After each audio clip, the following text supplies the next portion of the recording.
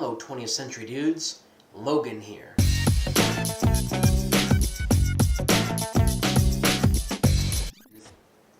So as you may know, we have a brand new Superman film coming out this summer in July, and it's set to kick off as the first movie adaptation of James Gunn's DCEU cinematic universe. Of course, you also may know that there was a previous DC cinematic universe called the DCEU, but that was incidentally canceled once James Gunn got creative control of DC Studios, as it is now branded. Of course, at this point, with superhero fatigue on the rise, audiences may be reluctant, despite there being a new Superman film or a new Fantastic Four film or not, to start a brand new cinematic universe. After all, we had one that was already pretty well established. Why on earth would we scrap that one and go to a brand new one with a whole new set of characters? Are audiences really gonna reject the Justice League as it was already established and just go with a brand new set of heroes? So I guess time will find out. This video is going to examine every single DCEU project, and I'm going to give my evaluative opinion on every single project from Man of Steel in 2013 up until Aquaman and the Lost Kingdom in 2023. We are also counting the Peacemaker show that was released several years ago. However, we will not be counting any of the Elseworlds considered projects such as the Joker movies and Robert Pattinson's The Batman, because those are considered Elseworlds projects. Those will not be up for consideration. There will not also be any consideration for any animated projects released within the past decade. So, let's begin. A little known fact, the start of the DCEU was actually supposed to be the Green Lantern movie released in 2011 starring Ryan Reynolds. However, that movie got lambasted with such poor reviews that DCEU had to be cancelled, and the flagship ended up being moved to Man of Steel. So for clarification, the Green Lantern movie is not part of the DCEU, although it was supposed to start with its own interconnected universe with that movie. The reason we have a DCEU in the first place is because Marvel's cinematic universe was growing in popularity, so DC, of course, wanted to jump on that wagon train and get started with their own cinematic universe to rival Marvel's. And the result, well, it couldn't be any more of a mixed result, let's just say that. A lot of it is rushed, but most projects are either just mid or plain bad. There are very few standouts within the DCEU, but unfortunately, the bad, or the ugly in this case, outweighs the good. So the first actual project of the DCEU is actually Man of Steel, released back in 2013. This was the first movie with Henry Cavill as Superman, and of course this is what's going to jumpstart the DCEU going forward. And like David Cornsweet's Superman movie, this is also the first movie launching a cinematic universe. But the reason it's called Man of Steel is, I theorize, the studio was too humiliated to actually call it a Superman movie because of just how bleak and destructive it is. So they ended up just calling it Man of Steel.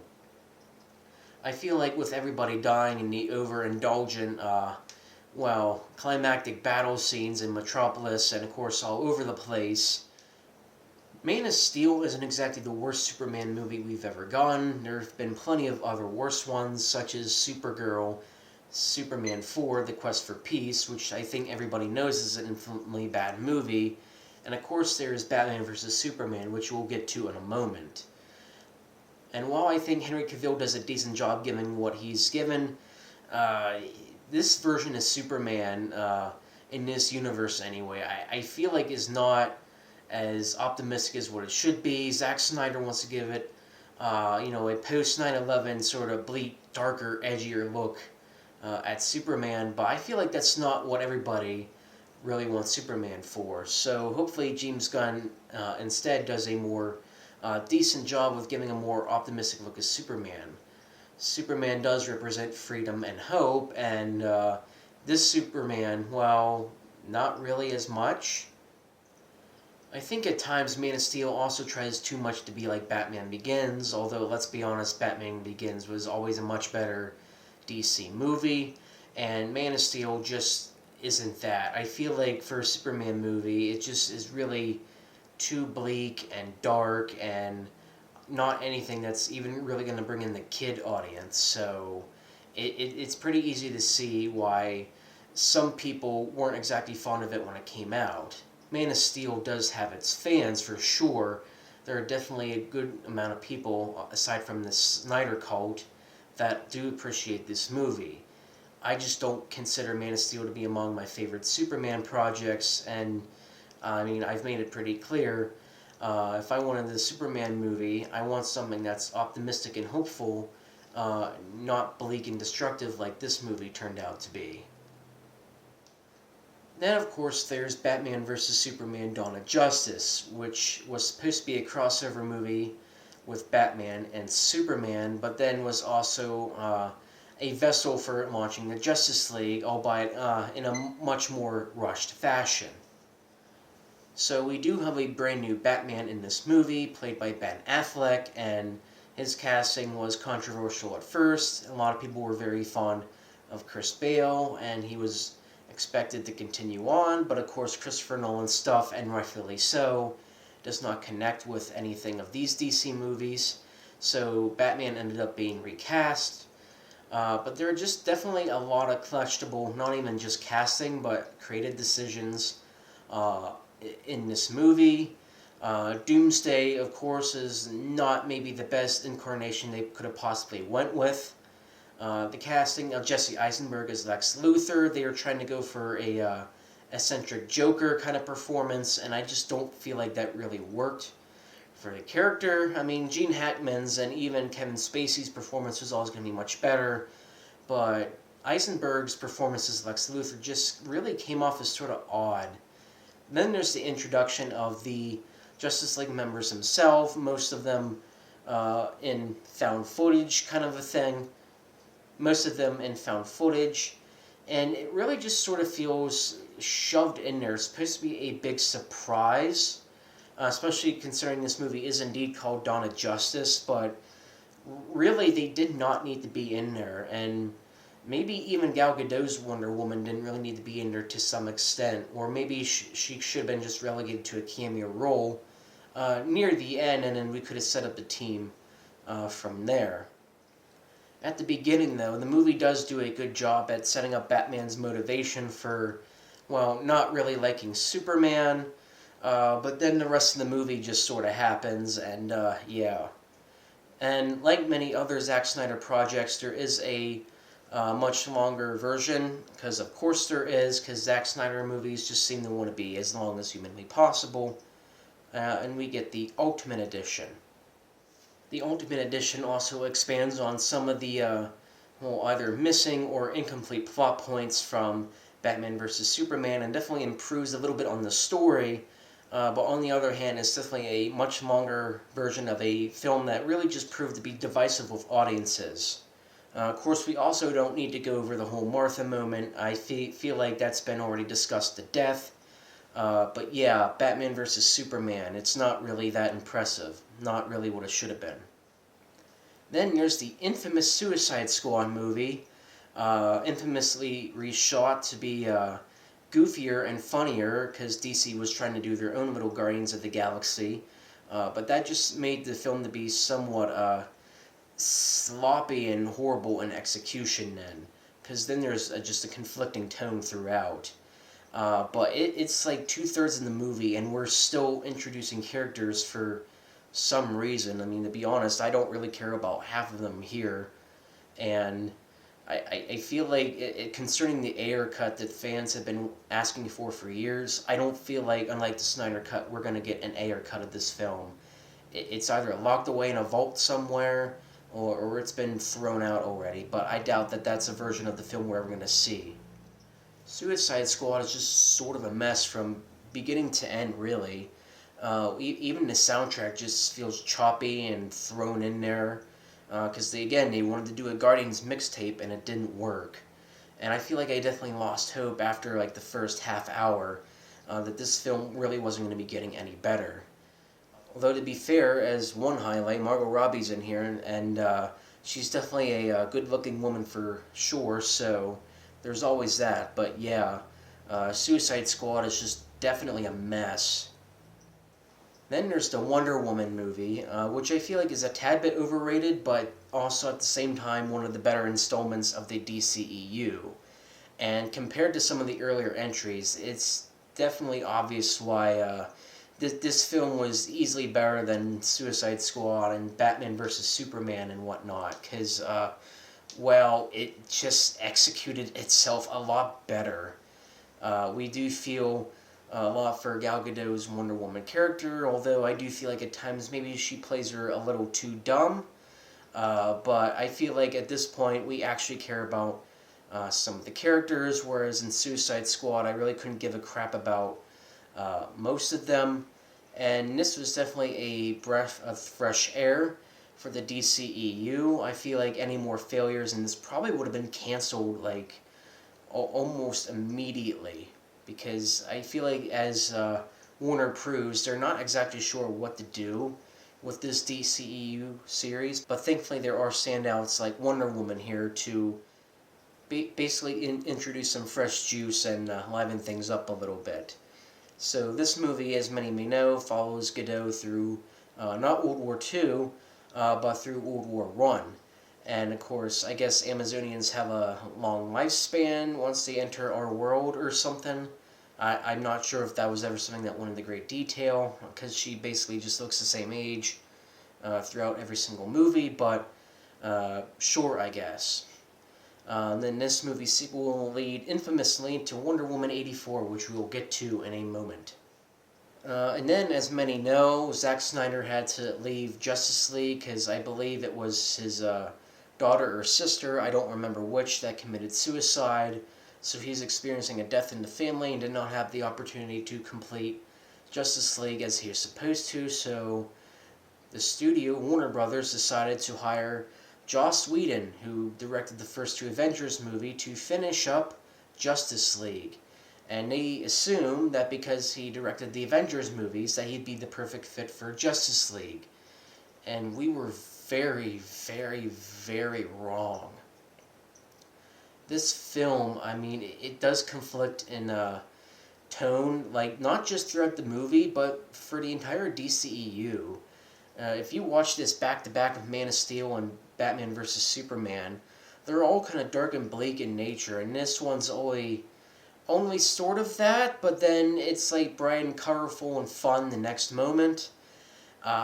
Which for some people, hey, it's nice that Superman is maybe a more optimistic version in this movie, aside from when he's, going ballistic when he's awakened, but yeah, it's like Suicide Squad, it just comes off as kind of a mess. Even Steppenwolf's design is a bit, let's just say, odd, so thankfully they improved on that in Zack Snyder's version. Not that Zack Snyder is a talented director himself. I've made it clear on his channel before that I kind of view him as a talentless hack, but despite that, he seemed to know what he was doing with this Justice League story better. Then there's other characters like the Flash, which is played by Ezra Miller, and Ezra Miller isn't exactly the kind of guy I pictured to play the Flash, and I don't feel like most people view him as the Flash either, especially in light of things he did, or at least we found out about years later. Then there's Ray Fisher as Cyborg, who has never really made an appearance in the DCU aside from Justice League stuff, so we were supposed to get a Cyborg movie, and that didn't happen.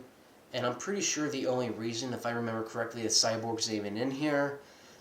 Usually the Green Lantern is part of the Justice League, but the studio, Warner Brothers, was still ashamed of the Green Lantern movie, that they didn't want to put a lantern in here, because they thought that associating this with the Green Lantern movie would make this one worse, or that people would actively avoid it. I don't really think so, but that's just their stupid logic on their part.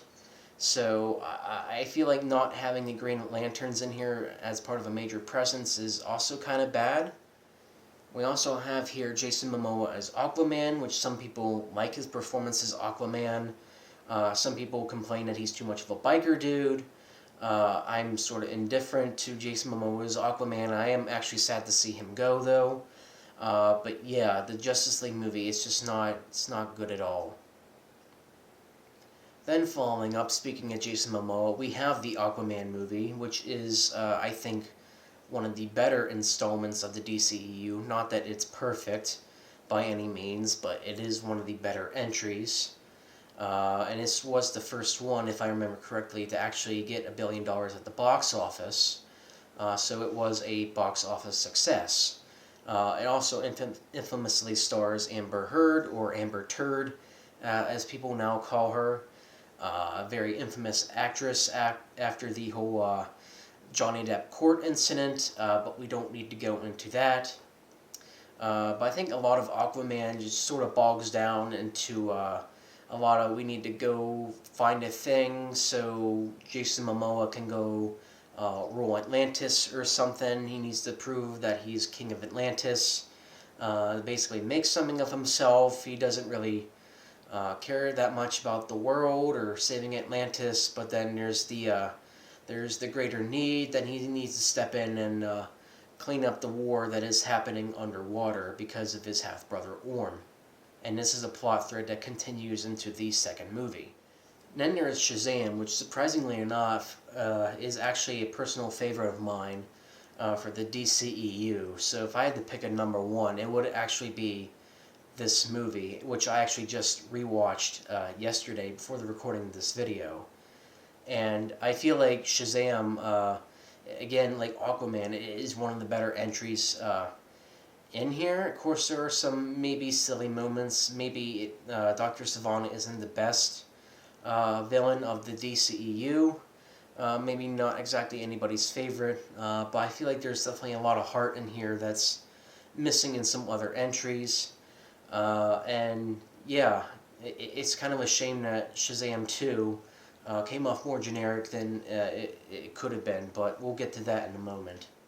Then there's Birds of Prey, which was released in 2020, and this is one of the films I put down on the bottom 3 because I just don't really like this movie at all. I feel like this is the only thing of the DCEU that I've not actually rewatched. I think I only watched it like the one time, and I'm not really in a hurry to ever revisit it, even if Margot Robbie's in it, because I feel like we all know, yeah, she's kind of hot, but yeah, they tried to do a more female-centric team of sorts for some reason, but it just did not work at all. I don't really like the Suicide Squad movie, like most of these characters at all. I just did not really appreciate this movie at all, so yeah, there's a reason I've not rewatched Birds of Prey. Then we have the very universally disliked Wonder Woman 1984 movie, which I feel like everybody agrees upon by now. It's kind of terrible. It was a terrible follow-up to the Wonder Woman movie, and kind of awkwardly inserted, and it like takes place in the 1980s before any of the mainline stuff happens. And then there's like a stone that like gives Pedro Pascal, or I guess a Donald Trump caricature, if we want to call him that. They shoved that in there, and that's like never brought up again. And then there's like world events that happen, and they're like never brought up again.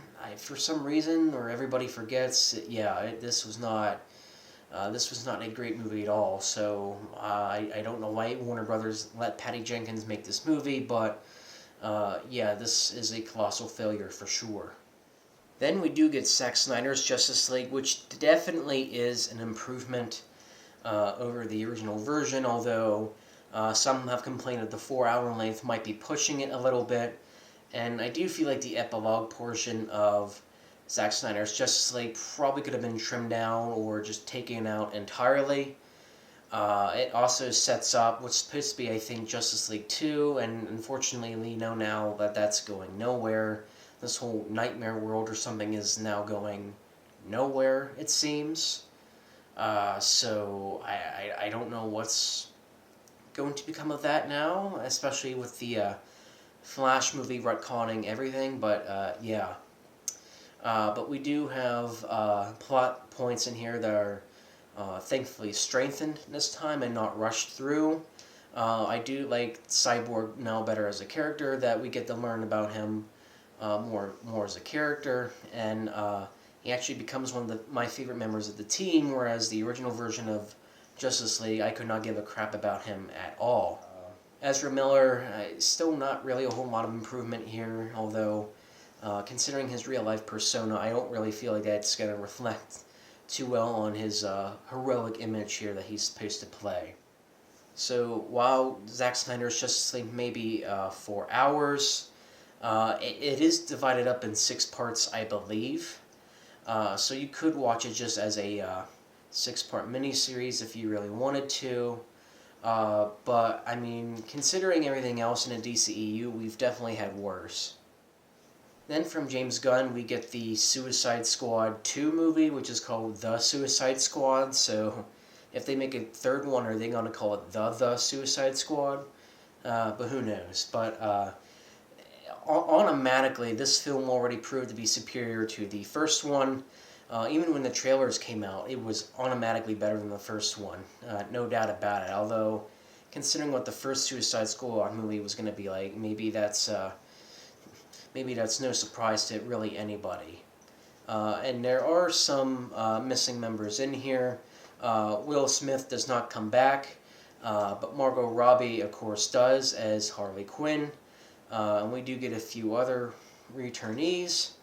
But right off the bat, James Gunn does want to surprise us quite a bit. He introduces a Suicide Squad team, and we think this is the team that is going to follow through the rest of the movie, and then several of them are killed off. The Weasel drowns, and what I think is supposed to be comedic, although it's also kind of like dark. That's just sort of James Gunn humor working in the movie, and then, although I guess the Weasel does come back later, but still.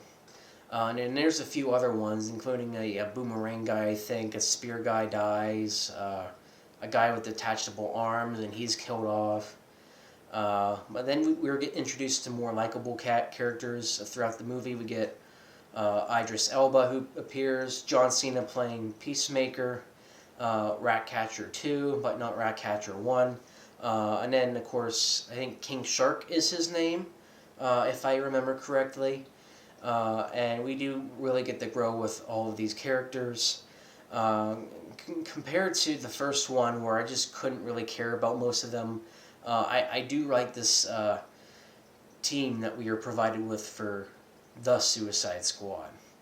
And of course, this is also a vessel for setting up the Peacemaker show, which we will get to in a minute. So Peacemaker, as far as I can remember, I think is the only show in the DCEU. We are supposed to be getting a Season 2 soon, although how that now connects to everything is going to be anybody's best guess, since the entire DCEU is getting retconned. But the Peacemaker show obviously follows Peacemaker, and it's not like your typical Marvel show on Disney+. This is definitely more adult, more profane, more violent, and more edgy.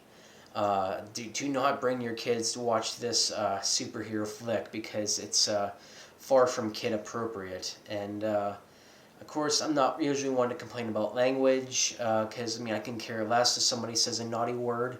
I do feel like it throws the F word in there maybe more than what is necessary. I think it's just saying it for the sake of saying it, probably to be edgy. But anyways, again, this is one of the better highlights of the DCEU, considering its many missteps. We do get to take the time to know each and every character as part of the, I guess, Peacemaker team, if you want to call it that. But Peacemaker matures as a character. His father, who I guess is supposed to be a Nazi in the comics. Of course, they had to change it so he's like a neo-Nazi or something, which I really hope is not a reflection of the Trump/MAGA era, because I feel like audiences have had enough of anti-MAGA stuff. But yeah, so they make him into a very racist, homophobic neo-Nazi this time, and then he becomes the villain at one point, but not totally the villain. There's something called the Butterflies. And they're like an alien species or something that like infect and control people, and they're basically tasked to go undercover and kill all these butterflies. And then as a joke at the end, some members of the Justice League show up, but they're apparently too late, and exchanges are made, and yeah, that's kind of it for the Justice League. So they do make an appearance in Peacemaker, but not lasting. Then, of course, we have Black Adam, which was very much a Dwayne "The Rock" Johnson movie. He pushed very, very, very, very, very heavily for this film, only for it to underperform anyway. Of course, there are a few highlights in here. It's nice to see the Justice Society in some form now. Of course, we have Pierce Brosnan. I believe his character was called Dr. Fate, although I'm not a DC expert, so someone you will have to correct me in the comments, but he was definitely a highlight.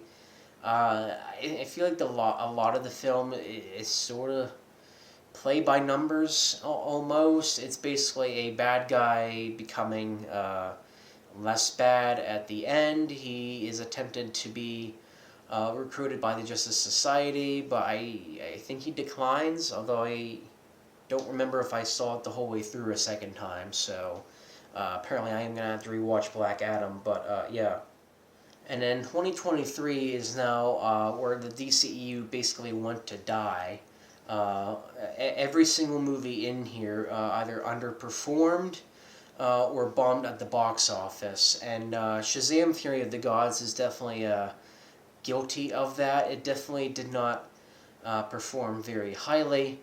But it is kind of a generic sequel to the first one. The first one had a lot of heart. This one was just kind of, not really.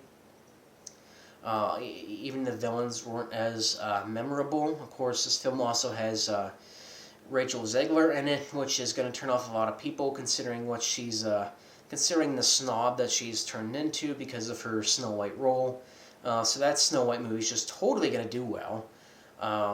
But yeah, Shazam! Fury of the Gods, it's just kind of forgettable. And then we have The Flash, which is very divisive. You either have the people that sort of appreciate it for what it is, or the people who hate it. But even the people who sort of appreciate it kind of admit the special effects in this movie are, yes, they are terrible. The CG is terrible.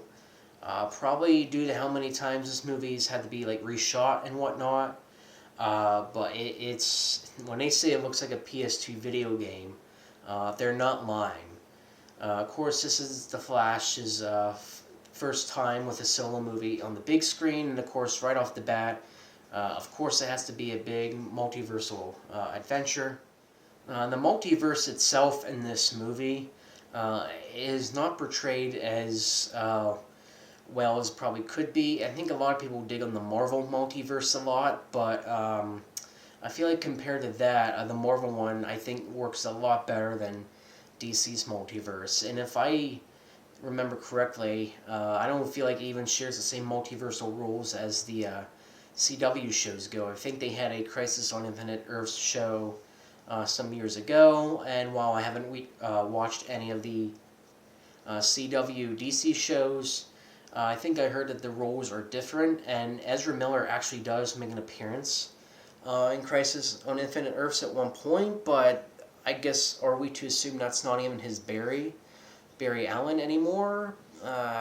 Yeah, it's just now everything's just sort of confusing. For some reason, the Flash rules basically are if you make a change in the past, you change the future, but you also change the past before.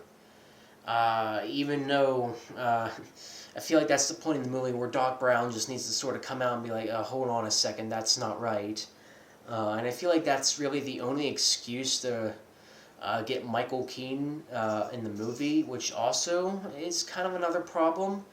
It should be nice to see Michael Keaton as Batman again, and of course a lot of it is just, the member-berry stuff. Oh yeah, you remember this from Michael Keaton's Batman movies? But I think the problem is, if I get what the movie's hinting at, it's Michael Keaton playing Batman again, but it's not the Batman from the Burton movies. Like, it's not totally the same guy, which is sort of confusing. It's sort of the Wolverine problem in Deadpool and Wolverine, where Yeah, it's Hugh Jackman playing Wolverine again, but it's not the Wolverine we've grown to love over the years. It's just a different one. Uh, I mean, that, and it's not like the Burton aesthetic really meshes that well with the DCEU. Of course, Zod returns, but I don't know if he was actually on set for anything or not. The actor, anyway, because his face just, like the rest of the CG, it just looks fake and pasted on there. So I don't know really how much he was actually on set for filming this thing. We get a one-time casting as Sasha Calle, I think is her name, as she plays Supergirl. This is like an alternate world now where instead of Henry Cavill's Superman going to Earth, she goes there instead. For some reason, I guess. So I feel like that was the payoff, like a Flashpoint thing that was in the comics or whatever. And her performance was decent, although I think we know now that that's not going anywhere, so that's just sort of a one-time thing. And then there's the infamous cameo fest near the end. We get, I think, a flash from the CW show, but not Grant Gustin. I think it's just some other guy. I was kind of confused at first. I thought they were just paying homage to the original Flash in the comics, and that's not what it is at all. We then get to see George Reeves' Superman, Nick Cage as Superman, and then, of course, Christopher Reeves as Superman, along with Helen Slater's Supergirl. Adam West, you get to hear briefly as Batman, and there's just a whole bunch of cameo stuff thrown around in there. And I feel like if they really wanted to go all in there, why not include Green Lantern stuff, unless Warner Brothers is still that ashamed of it. But yeah, they all just sort of appear in there for some reason. I don't know, but yeah. And then George Clooney's Batman makes a cameo appearance at the end, but only as a joke. So yeah, the Flash is sort of a bit messy and not the epic crossover event it probably should have been. Of course, I don't feel like Ezra Miller is really the type I want leading the movie, especially since we had to deal with a second one, and a more annoying one, definitely for sure. And that, it really wasn't a Flash movie that much. It really should have been just called Batman Into the Bat-Verse, because that's basically what it was. It was more of a Batman movie, if anything else. Then we have the Blue Beetle movie, and, well, I mean, it's kind of forgotten already, and there's not really that much to say about it. Susan Sarandon is a villain. It's kind of a Spider-Man, Ant-Man, and Iron Man thrown into one, I guess, and he gets a suit, and then things happen with his family, and yeah, it's just not memorable, but it's half decent, I guess. And then the last film to finish off the DCEU with is Aquaman 2, The Lost Kingdom, and this also bombed at the box office, like Shazam 2 and The Flash, so not a great way to finish off the DCEU. Not that it began great either, but yeah. So here we are. This is the DCEU apparently. So I suppose. There was a way to, I guess, rank these in terms of quality from worst to best. I myself am not a fan of the ranking system, but I suppose if we want to rank them in terms of quality, Suicide Squad would go down at the bottom. We'd have to put Justice League, the first version anyway, at second worst, followed by Birds of Prey, then Wonder Woman 1984. And then Batman vs. Superman Dawn of Justice as the fifth worst movie. Then Aquaman and the Lost Kingdom. And then Man of Steel. Followed by The Flash, which I'm very hesitant to put in the top 10. And then, of course, followed by Shazam! Fury of the Gods. And then Blue Beetle. And then Black Adam, Aquaman, Peacemaker, the first Wonder Woman, Zack Snyder's Justice League, The Suicide Squad.